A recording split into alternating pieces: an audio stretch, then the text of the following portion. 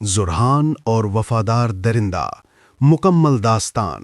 بہت پرانے زمانے کی بات ہے، ایک غریب لکڑہارا جس کا نام تھا زرہان، جس نے اپنی پوری عمر ایک ویران جنگل کے گھر میں درختوں میں گزار دی، جہاں صرف درندے، حیوان اور تیز و تند ہوائیں بسیرا کرتی تھیں۔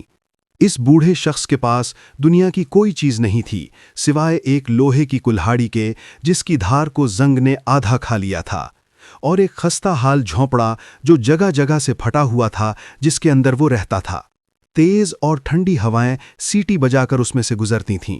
زرہان کے چہرے کی جھریاں ایک طویل مشقت اور محنت کی داستان سناتی تھیں، اور محنت کر کر کے اس کے ہاتھ اتنے سخت اور کھردرے ہو چکے تھے جیسے درخت کی لکڑی ہوں۔ اس تمام تھکن اور محنت، جنگ و جدل کے باوجود زرہان نے کبھی کسی سے شکوہ نہیں کیا۔ ہر صبح وہ لکڑیوں کا بڑا گٹھا اٹھاتا اور لمبا فاصلہ طے کر کے گاؤں کے بازار جاتا، جہاں انہیں چند درہموں کے بدلے بیچ دیتا، وہ درہم جو بمشکل ایک سوکھی روٹی خریدنے کے لیے کافی ہوتے۔ لیکن زرہان کا اصل درد سوکھی روٹی یا ہڈیوں میں اترتی ٹھنڈی سردی کا نہیں تھا، اس کا گہرا زخم اس کے اپنے گھر میں تھا۔ وہ بیوی جس کے ساتھ اس نے جوانی کے دن گزارے تھے، اب اسے نفرت اور حقارت سے دیکھنے لگی تھی۔ اب وہ اسے ایک محنتی شوہر نہیں بلکہ اپنی بدحالی کا ذمہ دار سمجھتی تھی۔ اسے اس کے لکڑی کے پرانے کام سے اٹھنے والی بو اور اس کے کپڑوں سے جھنجھلاہٹ ہوتی تھی، اور جب وہ خالی ہاتھ گھر لوٹتا تو وہ اس پر چیخنے لگتی۔ اس تنگ اور مفلس زندگی پر وہ اپنے غصے کا اظہار کرتی۔ ایک نہایت سرد دن، جب آسمان سیاہ بادلوں سے ڈھک گیا تھا اور ایسی برفانی آندھی آئی جو کئی دہائیوں سے اس علاقے میں نہ آئی تھی، زرہان جلدی واپس لوٹ آیا۔ اس دن اس کی لکڑی نہیں بکی تھی، کسی نے ایک لکڑی تک نہ خریدی تھی۔ وہ کانپتا ہوا جھونپڑے میں پہنچا، دل میں کسی نرم لفظ اور گرم پیالے کی امید لیے ہوئے، مگر اس کی آنکھوں کے سامنے جو منظر آیا، اس نے باہر کی سردی سے بھی زیادہ اس کا خون جما دیا۔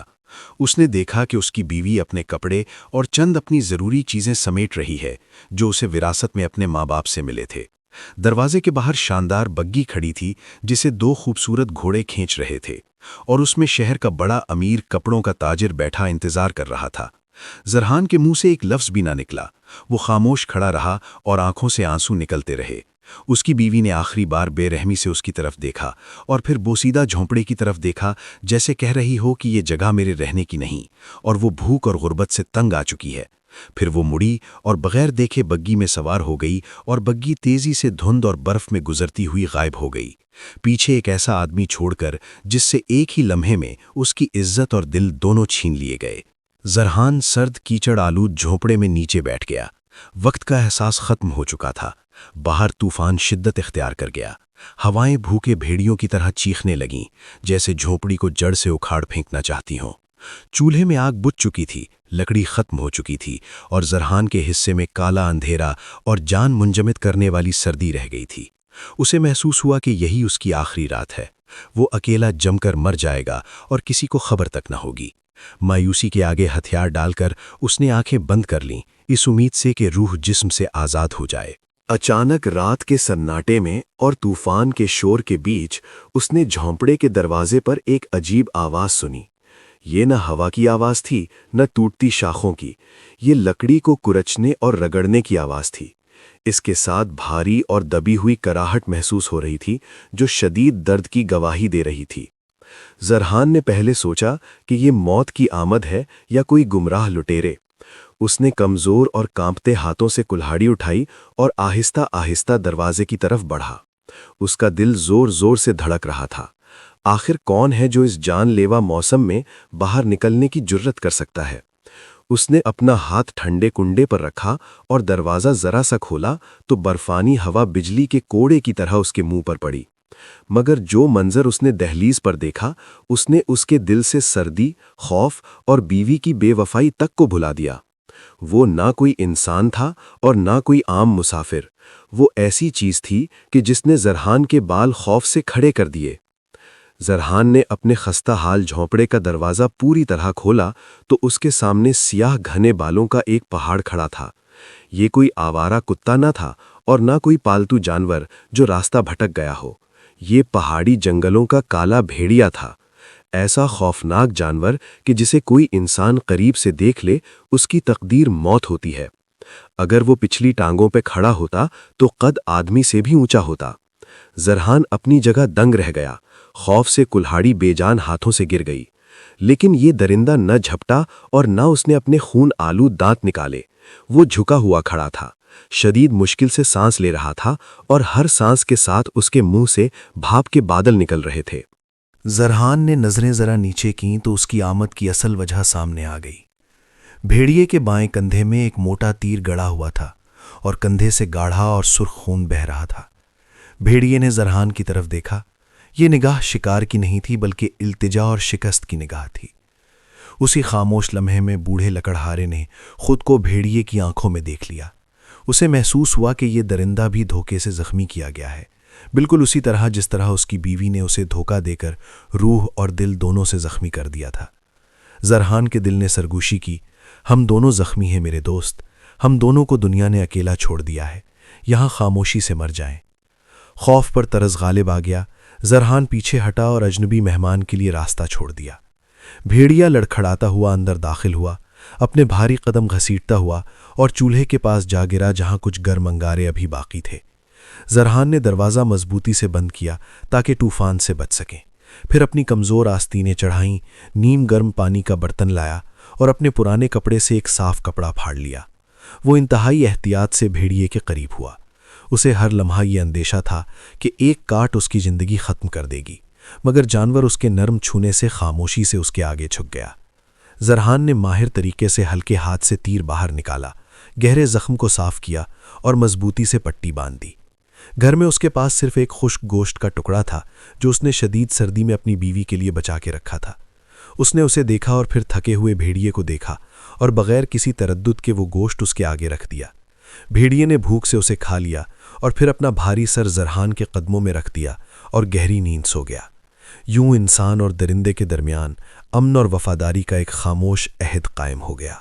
دن اور راتیں گزرتے گئے، بھیڑیے کا زخم پوری طرح بھر گیا، لیکن وہ گیا نہیں۔ وہ زرحان کا سایہ بن گیا جو اس سے جدا نہ ہوتا تھا۔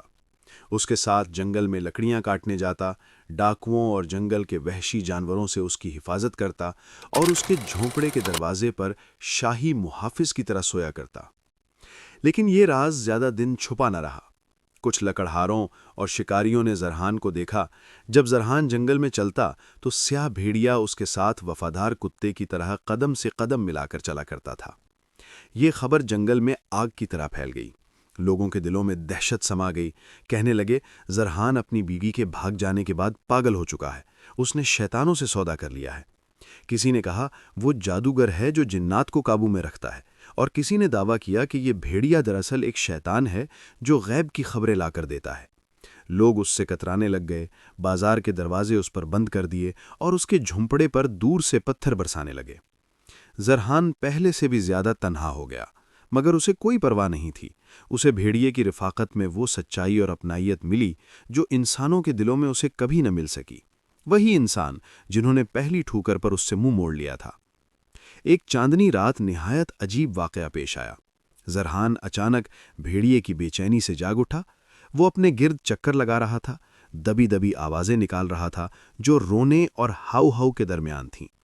وہ زرحان کے قریب آیا اور اس کے پھٹے ہوئے کپڑوں کو دانتوں سے پکڑا اور پوری قوت سے دروازے کی طرف کھینچنے لگا، جیسے بضد ہو کہ اسے اسی وقت باہر لے جانا ضروری ہے۔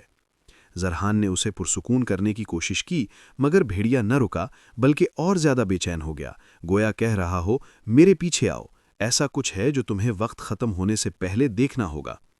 زرحان نے اپنا کوٹ پہنا اور کلہاڑی اٹھائی اور اس کے پیچھے چل پڑا، جو تیزی سے جنگل کی گہرائیوں میں دوڑ رہا تھا، ایک ایسی ویران جگہ کی طرف جسے شکاری بھی چھوڑ دیتے اور جسے لوگ وادی موت کہتے تھے۔ زرحان کو خبر نہ تھی کہ یہ قدم اسے 100 برس کے دفن راز کی طرف لے جائیں گے۔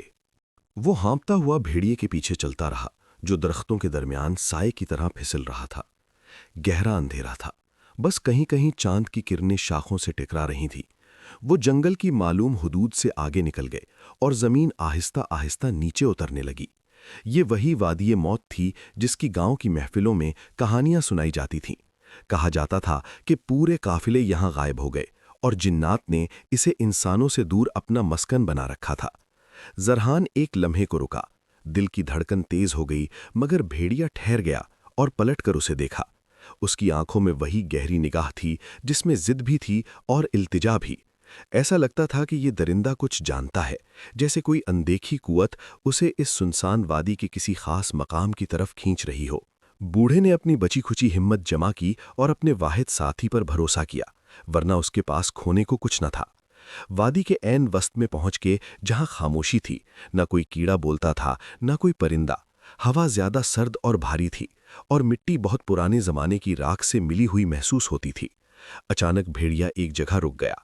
उसके सामने एक अजीब उलझा हुआ बल्लूत का दरख्त था जो जलकर स्याह हो चुका था। ऐसा लगता था जैसे बरसों पहले आसमानी बिजली ने इसे 2 हिस्सों में चीर दिया हो। भेड़िया बेचैनी से इसके गिर्द घूमने लगा, जमीन सूंघने लगा, फिर अचानक पागलों की तरह खुदाई शुरू कर दी। उसके ताकतवर पंजे जमी हुई जमीन को चीर रहे थे। मिट्टी और कंकर चारों तरफ बिखर रहे थे। जरहान ने हैरत से यह मंजर देखा, फिर समझ गया कि भेड़िया जमीन के नीचे किसी चीज को निकालने की कोशिश कर रहा है। वो एक लम्हा भी न रुका, कुल्हाड़ी एक तरफ फेंकी और भेड़िए के पास घुटनों के बल बैठकर नंगे हाथों से खुदाई में जुट गया। इंसान और भेड़िए की सांसें एक हो गईं। जरहान का पसीना मिट्टी में मिल गया। वो घंटों खुदाई करता रहा, यहां तक कि उसकी उंगलियां छिल गईं और खून बहने लगा, मगर एक अनजाना एहसास उसे रुकने नहीं दे रहा था। अचानक भेड़िए के पंजे किसी सख्त चीज से टकराए। एक दबी हुई आवाज आई जो पत्थर जैसी न थी। भेड़िया रुक गया और पीछे हट गया, जैसे जरहान को आगे आने का इशारा दे रहा हो। बूढ़े ने कांपते हाथों से मिट्टी हटाई। एक पुरानी बोसीदा चमड़े की सतह नजर आई जिसके किनारों पर जंग आलूद लोहे की पट्टियां लगी थीं। वो एक संदूक था, एक बड़ा संदूक जो निहायत एहतियात से दफन किया गया था।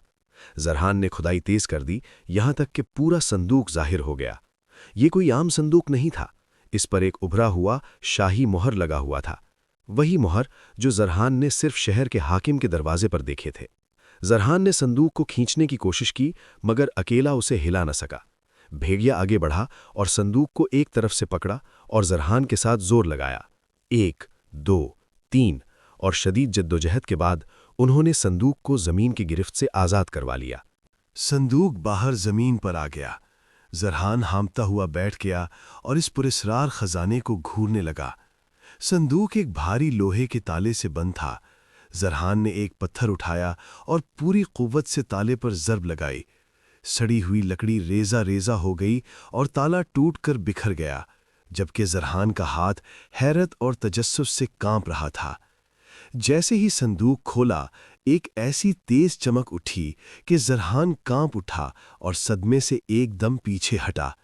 ये महज सोना न था, बल्कि इससे भी ज्यादा कीमती और खतरनाक चीज थी जिसे उसका सादा जहन समझने से कासिर था। जरहान की नजरें खुले संदूक के अंदर जम गईं। संदूक सिर्फ सोने से भरा न था, बल्कि ऐसी दौलत से लबरेज था कि जो एक पूरा शहर खरीदने के लिए काफी थी। कदीम सुनहरे दीनार तले के नीचे सजे हुए थे, ऐसे दीनार जो सदियों पहले मर जाने वाले एक सुल्तान के दौर में ढाले गए थे। वो चमक रहे थे जैसे रात के सीने में छोटे छोटे सूरज चमक रहे हों। जरहान और भेड़िए ने आखिर इस गुमशुदा काफले का खजाना पा लिया था। वही शाही काफला जो 100 साल पहले डाकुओं ने लूटा था और फिर आपस की खूनरेज लड़ाई में सब मारे गए थे और लुटा हुआ माल गुम हो गया था। मगर भेड़िए को ना सोने में दिलचस्पी थी न जवाहरात में। वो अपनी गीली नाक से संदूक के एक कोने को कुरेद रहा था और इशारा कर रहा था एक ऐसी चीज पर जो संदूक के दरमियान दबी हुई थी। जरहान ने भेड़िए की हरकत देखी, कांपते हाथ से वो दबी हुई चीज संदूक से निकाली। वो एक दस्तावेज थी जो हिरन की खाल पर लिखी गई थी ताकि उसे कोई मट्टी नुकसान न पहुंचा सके। जरहान ने उसे एहतियात से खोला और चांदनी की रोशनी में उसे पढ़ने लगा। उसे पढ़ते ही जरहान सजदे में गिर पड़ा और खूब फूट फूट कर रोने लगा, क्योंकि वो कोई आम तहरीर न थी। उस पर सुल्तान की मोहर के साथ लिखा था कि जिसके हाथ ये खजाना और ये दस्तावेज आएगी वो पूरे जंगल और उस गांव का भी मालिक होगा जहां से जरहान को धुतकार कर निकाला गया था। वो खजाना भी अब जरहान का था। जरहान अपने बुरे दिनों को याद करके फूट फूट कर रोने लगा। उसने भेड़िए की तरफ देखा जो खामोशी से उसका मुंतजिर था। जरहान ने भेड़िए को यूं गले लगा लिया जैसे कोई बाप बेटे को मौत से लौटने के बाद गले लगाता है। अल्लाह ने एक खूनख्वार दरिंदे के जरिए उसकी इज्जत लुटा दी, जबकि तमाम इंसान उसे तन्हा छोड़ चुके थे। फजर के उजाले के साथ जरहान वापस गया اس نے ایک تھیلا سونا، زیورات اور اس دستاویز کو اپنے پھٹے ہوئے لباس میں محفوظ کر لیا۔ صندوق دوبارہ بند کیا اور نہایت احتیاط سے اسی جگہ دفن کر دیا اور بھیڑیے کو اس کی حفاظت پر مامور کر دیا۔ پھر وہ شہر کی طرف پیدل چلتا ہوا روانہ ہوا۔ شہر 2 دن کی مسافت پر تھا۔ جب زرحان پہنچا تو وہ تھکن سے چور تھا اور لوگوں کو ایک مفلس بھکاری نظر آ رہا تھا، لیکن وہ سیدھا تاجروں کی سب سے شاندار سرائے میں گیا۔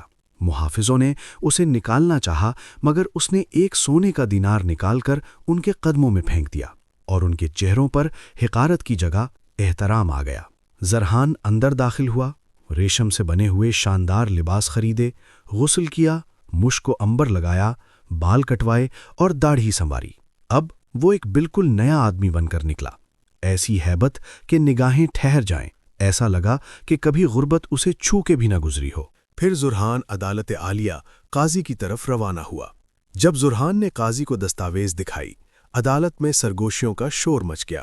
ماہرین، مورخین اور کاتبوں نے دستاویز کا باریک بینی سے جائزہ لیا اور مہر، سیاہی اور تحریر کو اصل قرار دیا۔ ایک پکار کے ساتھ قاضی عدالت میں کھڑا ہوا اور اعلان کیا، زرحان بن فلاں اس پوری وادی، زمینوں، دیہاتوں اور کھیتوں کا واحد قانونی مالک ہے۔ زرحان عدالت سے باہر نکلا، اس کے ہاتھ میں نیا شاہی دستاویز تھا جو اس کی ملکیت تھا۔ اب وہ کمزور نہیں تھا، بلکہ پورے خطے کا سب سے امیر آدمی بن چکا تھا۔ اس نے ایک شاہی بگی خریدی جسے 4 شاہی عربی گھوڑے کھینچتے تھے اور طاقتور محافظ مقرر کیے۔ لیکن اس نے اپنے سفر کے ساتھی کو نہ بھلایا۔ اس نے حکم دیا کہ وفد فوراً جنگل جائے، خزانہ اور بھیڑیے کو واپس لے کر آئے اور پھر اس گاؤں کا رخ کریں جہاں اس کا دل شکر خدا اور انصاف سکھانے کے درمیان دھڑک رہا تھا۔ دوپہر کے وقت زرحان کا جلوس اسی گاؤں میں پہنچا۔